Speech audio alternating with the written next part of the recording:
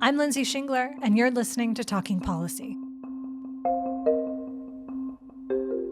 In the 80-plus years since nuclear weapons were first developed, a lot has changed.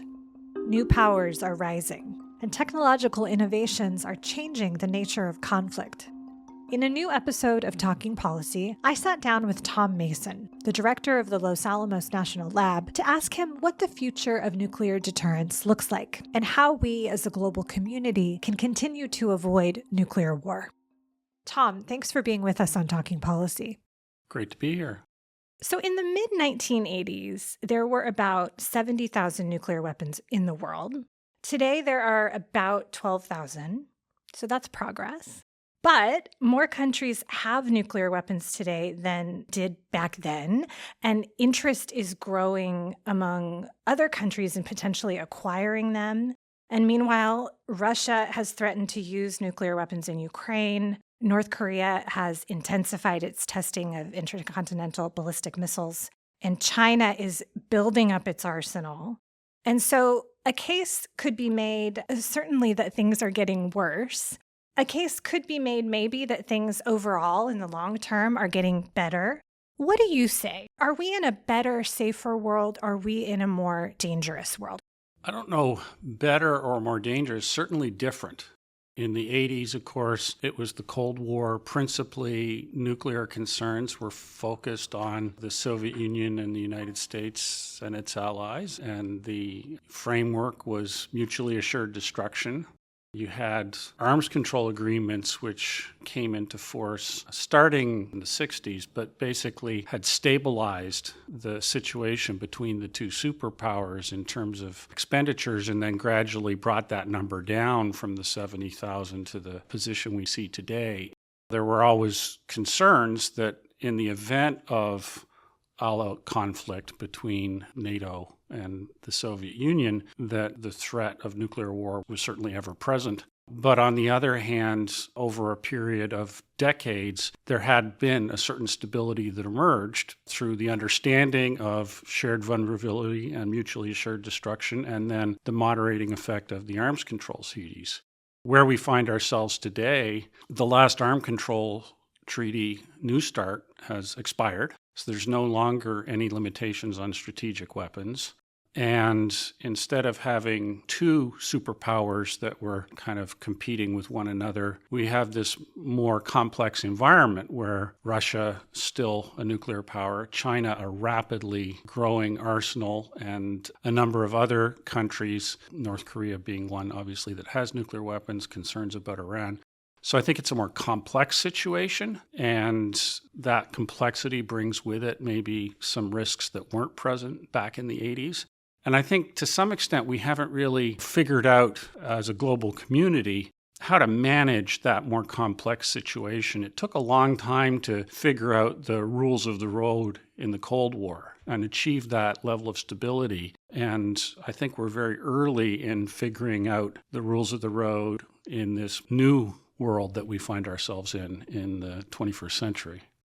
I want to back up and ask you about you. You are, of course, the director of the Los Alamos National Lab, which is one of 3 labs in the country responsible for the design and maintenance of our country's nuclear weapons. So how did you go from being a college student in lovely Nova Scotia, Canada, to being the director of one of the most important labs in the world? What was that journey like? I guess sort of random walk, which I think is true for most people. There are not many of us that really, know with precision where we're going to wind up. I guess the things that probably set me on this course were, first off, my parents both had scientific background. My mom was a biochemist, and my father was a geophysicist who worked at a Canadian government national lab, the Bedford Institute for Oceanography, kind of a sister institution to Scripps. And so I grew up in that environment.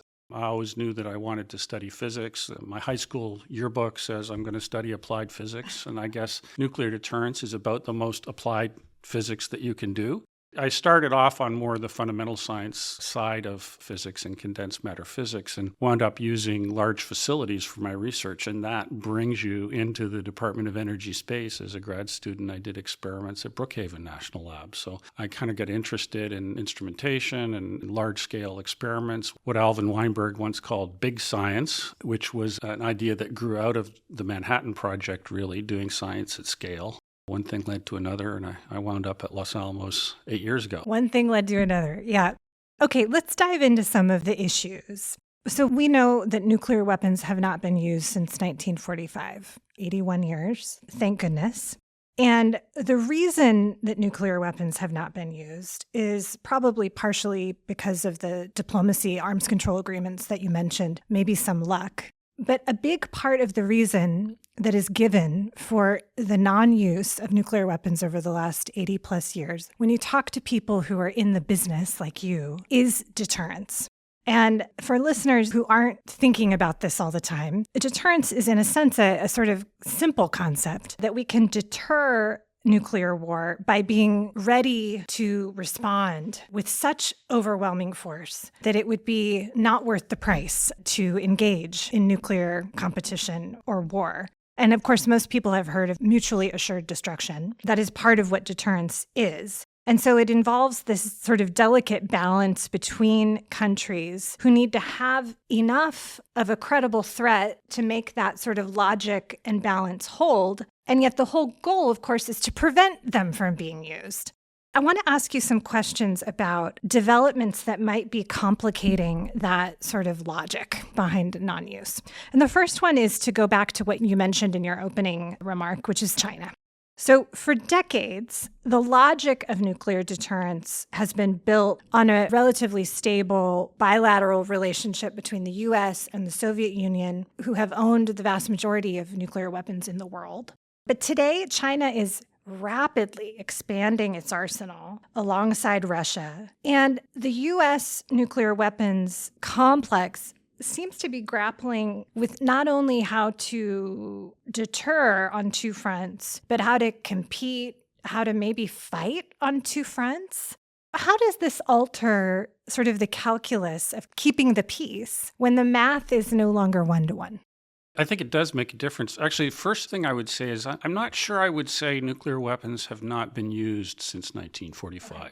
They've not been employed in conflict, but in a certain sense, because of deterrence, they're used every day. And you can see the manifestation of their use in the fact that there are things that haven't happened. You know, in the Cold War, the tanks did not pour through the Fulda Gap. That's deterrence in action. And I think the heart of deterrence is not just mutually assured destruction. That's a form of deterrence, but it's more multifaceted than that in the sense that fundamentally deterrence says, don't bother trying because you either won't be successful, or if you succeed in one form, you'll find that the costs associated with that are unbearably high. So therefore, don't try. But in order for the deterrent to be effective, it has to be credible. This is not liar's poker. You can't bluff your way out of the problem, or it would be pretty risky to try, certainly. So that's why we have to make sure that the nuclear stockpile is safe and effective and robust and reliable. And we go to great lengths to do that. So getting to the question of sort of the three-party problem, or the three-body problem, as physicists like to call it, versus the two-body problem, it is tricky. And that's kind of what I meant when I said we haven't quite figured out how to manage this new environment. If you have two adversaries and you have mutual vulnerability and the possibility for mutually assured destruction, that's going to be stable at almost any level of investment in nuclear weapons once you get above the threshold of assured second strike. In other words, once you have enough nuclear weapons that you're going to have some left over if there's a preemptive attack by the other party, you're going to be able to deter them in all likelihood. When there are three parties, it gets more complicated because now you have to ask the question, do we need to simultaneously deter the other two adversaries? And what happens if they are colluding, or maybe not even colluding, but they're just willing to take advantage of circumstance in a way that's effectively like colluding, opportunistically? Do I need a larger force in order to do that? And if the other two adversaries are making the same calculation, it's hard to achieve stability because each one will feel they need to be able to counter both of the other two. You could imagine trying to have some sort of arms control agreement amongst three parties. That's more complicated. There are competing demands. The Chinese view, I think, has been, well, we're still smaller than the others, so we're not interested in even talking about it at this point. So it's a more challenging situation. And that's even before you get into the fact that the offense versus defense calculus is changing as technology evolves. So it is still an unsolved problem how we're going to achieve strategic stability in the current environment. I would say at the moment, we're not in very good shape in terms of overall strategic stability. And you see that in the forms of conflict in Ukraine, in the Middle East, the concerns about Taiwan and so forth. It's a little bit fraught. And are Russia and China kind of colluding and teaming up? Well, they have talked about, a partnership without limits, I think, at the Moscow Olympics. I'm not sure one would regard them as allies in a really sort of concrete sense, but in some cases they have common interests, and that has led to some agreements. There's certainly, if you look at how the conflict has unfolded in Ukraine, I think Russia has benefited from economic assistance effectively from China and probably some technology assistance as well. It's also the case that there has been conflict not that long ago between Russia and China. So I'm not sure that there's a really tight alliance, but in the current environment, there are clearly areas where their interests align. And when they do, they're taking actions that are somewhat coordinated. And so I think it's certainly one of the concerns for the U.S., and that's probably why they're doing it. Another factor that could upset this logic of non-use is the development of precision weapons and the focus on counterforce weapons. So today, all three great powers, the US, Russia, and China, are investing in tactical nuclear weapons that are lower yield, more precise, and are turning to more sophisticated counterforce weapons, which are weapons that are specifically designed, as I understand them, to strike military assets as opposed to civilian populations or cities. How does this affect the escalation potential dynamics?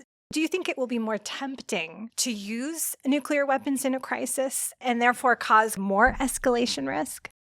Well, first off, I would say counterforce is not a new thing. That's been the U.S. policy, at least, for quite some time, based on the law of armed conflict, which says that you need to have legitimate military targets and you need to target in a way that minimizes the collateral damage to non-military targets. And so the U.S. policy has been based on counterforce targeting.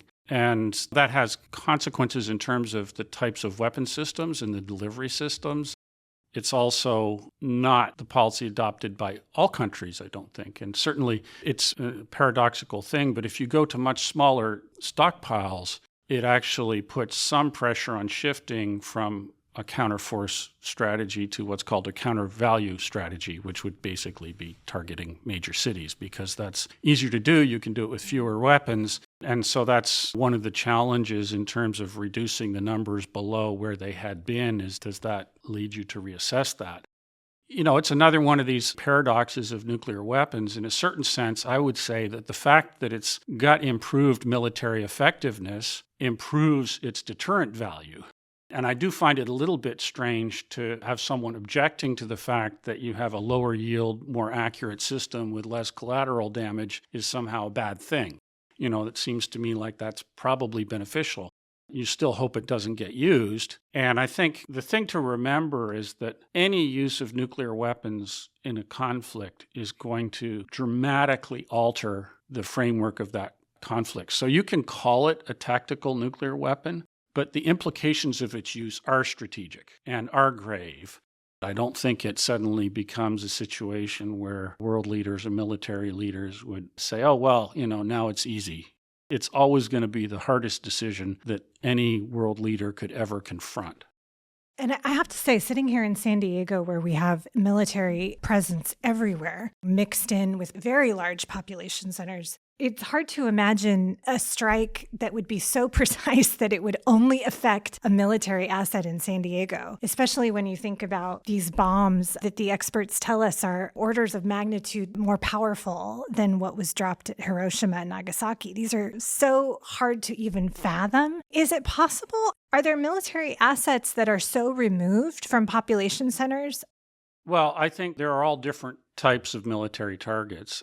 It's certainly true that, if a megaton nuclear weapon happened to target the Navy in San Diego, that's a bad day for a whole lot more than the Navy. There are lower yield systems that would have more limited impacts. There are more isolated targets and systems that are designed to go after them as well. But again, in either case, whatever was behind that conflict has just changed in a dramatic and irreversible way once the decision is made to go there. Let's talk about some of the new technologies that are now impacting conflict and competition. Nuclear weapons were designed to prevent and contain adversaries from dropping bombs and shooting missiles in a world where those were the primary means of conflict. Now that we live in a world of cyber warfare and AI and space weapons, how does the ability for adversaries to use these other technologies and to fight in these other domains, again, affect that deterrent effect of nuclear weapons? Well, the potential to affect the deterrent role, I think, takes several forms. For example, you talked about space. The U.S., its defense capabilities are very reliant on space capabilities. And that's true for nuclear systems as well, and probably to a lesser extent for Russia. But China is also very active and becoming pretty dependent on space capabilities. So one way that can impact deterrence is if there's an intervention in the space domain that compromises the ability to execute, then an adversary might think that would give them some freedom of action that they wouldn't otherwise have. Similarly for cyber, if you thought with cyber you could somehow disrupt the ability of the U.S. to respond, that might lessen the value of that response. I think the challenge with any of these things is the question of how confident are you that you're right about that? So you'd have to do the calculation of how confident am I that going through this other means is going to achieve my objectives in a way that's certain enough that I'm prepared to take the risk. And I think at the end of the day, the deterrent value associated with nuclear weapons is really just the horrific nature of the human impact associated with them.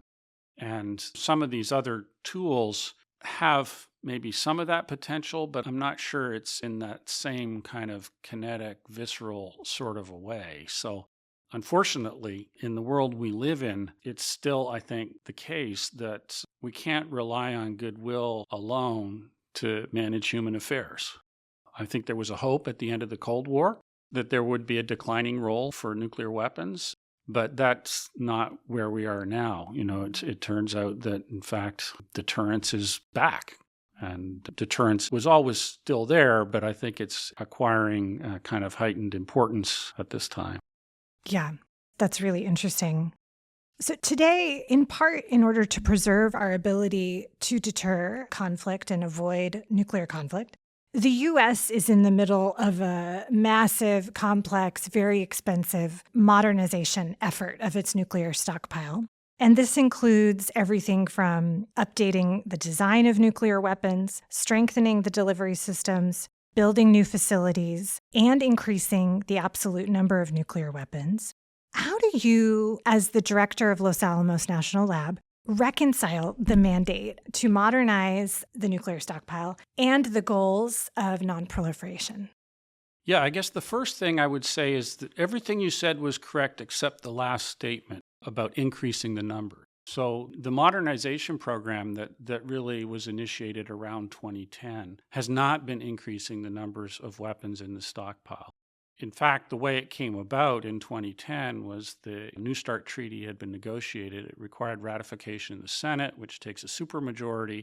And there was essentially a grand bargain that was struck between people who wanted the treaty ratified and senators who felt like we needed to modernize the stockpile because it was getting old. And the deal was basically ratification of the treaty, but a commitment to modernize the stockpile. And at that time, which was really only at the beginning of this kind of new geopolitical era where China had not really visibly begun its massive military expansion, and Russia was still somewhat constructively engaged on the world stage, at that point in time, it was conceived basically as a one-for-one replacement of an old weapon with a modernized weapon, reusing some components, but not really changing the military characteristics or the numbers at all.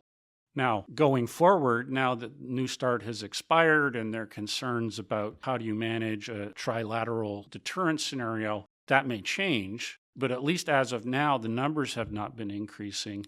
That modernization has been going on since 2010, and one of the challenges is in order to modernize the stockpile, it's been necessary to also modernize the infrastructure that's used to build that because it was all Cold War, in fact, even some cases, Manhattan Project era facilities that were being used. So it's a big job. It takes a long time. In fact, one of the challenges I think we have right now is that the timelines on which these big programs get executed are longer than the timelines on which the world situation changes. And so we're having to figure out how to move a little bit faster just because it's such a fluid situation globally. Last month in April, at the Strategic Weapons in the 21st Century conference, the administrator of the National Nuclear Security Administration, Brandon Williams, gave a speech in which he said, "Let me be blunt, the era of stockpile stewardship is over."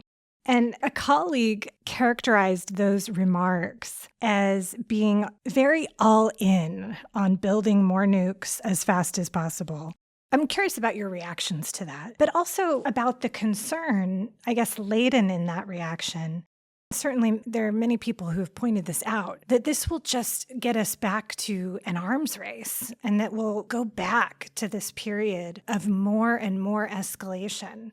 In fact, I had Alexandra Bell, Jerry Brown, and John Scott on the podcast about a year ago. And Governor Brown made the point that we can thank deterrence, we think, for the non-use of nuclear weapons in conflict over the last 81 years. But doesn't deterrence just inevitably lead to this endless escalation?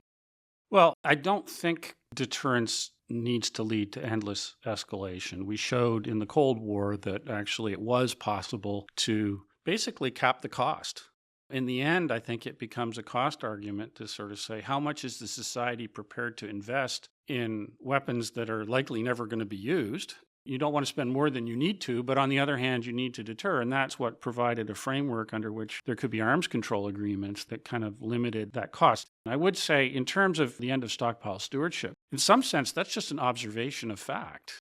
Stockpile stewardship was tremendously successful. That program came about in the 90s when the Comprehensive Test Ban Treaty was signed and has been the policy of most of the countries in the world ever since then, with a few notable exceptions. India and Pakistan, for example, North Korea have done some tests. And by design, that meant no new weapons. We had weapons. We knew they worked. We just wanted to take care of them, make sure they were still safe and effective. Also implicit in that was the idea we're not going to do anything that might be provocative with our stockpile. It's just going to be there in case it's needed. However, if you look over the past several years, probably at least almost the whole time I've been at Los Alamos since 2018, over multiple administrations, we've kind of reached a point in time where we are designing new weapons. We're designing the W-93, which is a new warhead for the Navy, for submarine-launched ballistic missiles. And we're no longer extending the life of weapons by reusing components. We're building new components. So we have been, for a number of years, shifting away from stockpile stewardship into more of what you might call stockpile modernization mode. The deterrent that we had through stockpile stewardship was exquisitely designed for countering the Soviet Union in the 80s. And that's not the world that we're in now. We have different challenges, different actors. And so that's also leading to discussion of what capabilities we need to meet that challenge. Speaking of the world that we're in now, AI. One of the nightmare scenarios, at least in my mind as a layperson, is the idea that with AI suddenly being everywhere all the time, that we might allow AI to determine whether nuclear weapons are used. And I just read in The Guardian a piece this week in which Alex Bell is actually featured. This is a quote from the piece that I read. A recent study found that in simulated war games, when on the battlefield, leading AIs from OpenAI, Anthropic, and Google opted to use nuclear weapons 95% of the time against military targets. I have not read this study, but I mean, surely that feels like a nightmare. So when it comes to nuclear command and control, early warning systems, what is the appropriate role of AI in the nuclear domain? Yeah, I guess the first thing to say is that the labs don't have any involvement in decisions on the use of nuclear weapons or their deployment. That's in the hands of the Navy, the Air Force, and ultimately is a presidential decision. I don't think any decision maker in any country is willing to delegate that decision to artificial intelligence. It's certainly been the explicit stated policy of the Department of Defense in terms of that decision authority. At the labs, we're really actually interested and excited about the use of artificial intelligence as a very powerful tool for advancing our R&D activities. And also, I think, for improving the efficiency of our operations. I think it's clearly a very useful tool for both those things. We're seeing that already. And of course, it's developing at a pretty fast rate, so it's continuing to improve. There are still challenges. The AIs are all trained on data, so any bias that's in the data is going to be reflected in the output from that neural network or whatever it may be. There's the problem of hallucination, which is getting better as the models get better, but mistakes are still possible. I would say for the labs, we're actually used to that. We've been using modeling and simulation as part of our tools of stockpile stewardship for a long time, and we don't just rely on the outputs from the computer. There's a lot of effort invested in experimental data to ensure that those computational models aren't just video games, that they're reflecting reality. And I think the same thing is true in the use of artificial intelligence. Verification and validation is going to be extremely important when you're making consequential decisions. Now, an interesting and important question is, how do you get people who are knowledgeable when every question in the graduate entrance exam is quickly and easily answered by ChatGPT? We learn by doing things. And so if we've got very capable assistants who can do all those things, how will we get trained? I think that's an important question. But it's sort of separate from the question of, will the artificial intelligence replace humans in some important area, like decision-making on nuclear use or as a scientific researcher anywhere else? I think the answer to that is it's going to be more of a very capable assistant providing information, but in the end, you want to rely on human judgment. And then the question is, how do you build the skills for good human judgment? I think actually universities faced some of the greatest challenges associated with how to adapt to this world. I want to take up that point about young people and ask you about the talent pipeline at Los Alamos. The lab's mission, of course, requires that you attract and retain the best minds in physics and engineering, computer science. But you also compete with big tech, of course, that offer huge compensation packages and maybe a sort of cachet that the labs may not have. How do you convince the next generation to commit to public service and big science? I was looking at a report on demographics at your lab from 2024. So it was looking at 2023, and it looked like the majority of new hires that year were under 35. And like a really strong majority of those were under 25. I just thought, oh my God, this is a young group, which is kind of exciting. So I'm curious, how do you attract those young people? What kinds of hesitations do they express? But how do you get them excited about this mission? Yeah, so 2023 was our peak hiring year. We hired about 2,500 new employees, which was a lot. I mean, that's even by historical terms, that's a lot of growth. Part of it is to replace people who are retiring. So at the same time we're bringing in new people, we sort of have about 800 to 900 people a year who leave the lab who we have to replace. And so there has been, over the past several years, a bit of a generational shift that's been happening. Over half our staff have been with the lab for less than 5 years. Now, they're not all early career staff. We've also hired in new people who are more experienced, but it has sort of shifted the demographic, no question.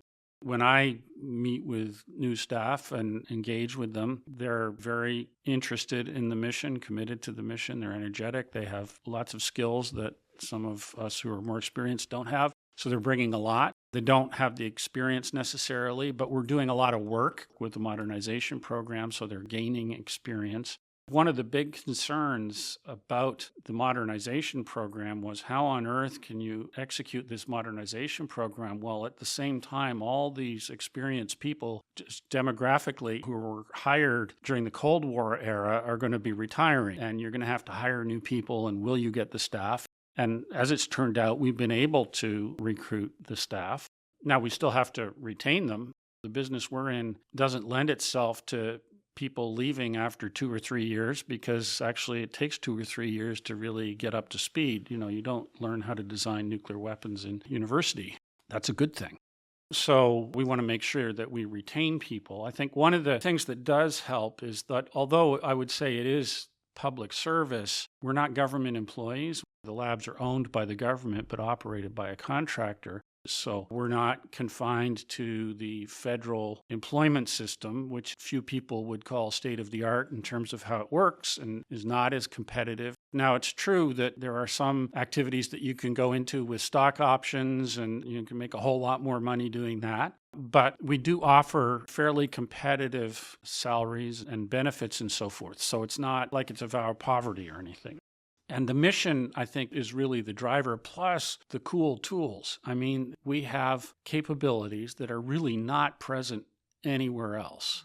Certainly for technical people, that is also a big draw. And then the final piece is actually your colleagues, your coworkers. And an intellectually challenging environment where people are pushing one another to do better is a very stimulating, exciting place to work. So if we can create that environment where it's exciting, stimulating, important work, you have the tools that you need to do it, then what we've seen is that you can actually recruit the sorts of people that you need. And, the Christopher Nolan recruitment video didn't hurt either. Yeah, that movie terrified me, as did that other movie. What was that called? House of Dynamite? I didn't see it, but literally just reading about it, I couldn't sleep for weeks. It was absolutely terrifying. I will never watch that movie, ever. Yeah, I think as a movie, it was compelling. I think as a scenario, I would say it was, quite frankly, a little ridiculous because there was no reason to play it out the way that they played it out in the movie. And I think, to be honest, it was not doing a good service to the people who have really important responsibilities the way that it kind of portrayed that decision-making process. But as a drama, it keeps you on the edge of your seat. Yeah. I'm going to ask you, IGCC's founding director was Herb York, as you know, who was instrumental in the development of the bomb and then spent the rest of his career lobbying against their use. In his book, Making Weapons, Talking Peace, he wrote this, and I'm curious what you think about this. He said, "There's no such thing as a good nuclear weapons system. There's no way to achieve national security through nuclear weapons." Well, there certainly are well-designed systems and poorly designed systems. That's not the same thing as saying good or bad. I think it's interesting that in many cases, if you look at people who are involved in part of their career in the weapons program, and Herb York is a great example of someone who is very involved in really important developments, the founding of Livermore Lab, and then work in Washington with ARPA and Research and Engineering at the Department of Defense, also took a strong interest in arms control and nonproliferation. This goes back to Oppenheimer, who clearly played a key role in developing the very first nuclear weapons, but also after the war was very active in the debate about how we're going to manage this new tool. I think they actually kind of go together at some level. Oppenheimer never disavowed what he did in the Manhattan Project. He said it was a time of war. We had to do it. It was necessary. He did not express remorse for doing what was necessary at the time, but that was not incompatible with him engaging in a very serious way in the dialogue about arms control, the discussions that ultimately led to the founding of the IAEA. So although at some level it looks a little bit contradictory, I don't think it is, in the sense that you have to actively work to manage the risks associated with nuclear weapons. And sometimes people say, well, we just got lucky in the Cold War. It wasn't luck. People worked really hard at managing the risks through dialogue and arms control and even technology development. Herb York was also instrumental in some important safety innovations that were made and so forth. So there were a lot of people who worked really hard to manage the risk. And you can't unmake nuclear weapons. There is no way to have them no longer be a thing. So even if the numbers are reduced, even if you somehow achieved the goals of the TPNW and got to zero, it only took using 1940s technology to make a nuclear weapon. There were none of the tools that we had now. So even if you completely eliminated nuclear weapons, you would still have to actively manage the risk. So I think it's really important to have people who are attentive to that. And sometimes the most attentive people are the ones who have the deep understanding of what the consequences of use might be. Yeah. Do you ever just want to go back to Halifax and work at a university? Well, at my heart, I'm an academic. So I was a professor before I came to the National Labs. And so that's why I'm glad to be affiliated with IGCC so I can scratch my academic itch. It's a little cold in Halifax. San Diego, as a Navy town on the ocean, has lots more to offer. Yeah, San Diego, it's not terrible. Thom Mason, director of Los Alamos National Lab, thank you for being with us on Talking Policy. Well, thank you.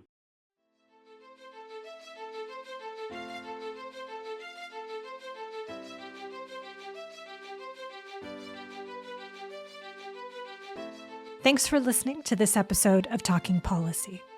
Talking Policy is a production of the University of California Institute on Global Conflict and Cooperation. This episode was produced and edited by Tyler Ellison. To ensure you never miss an episode, subscribe to Talking Policy wherever you get your podcasts. To learn more about IGCC, visit ucigcc.org.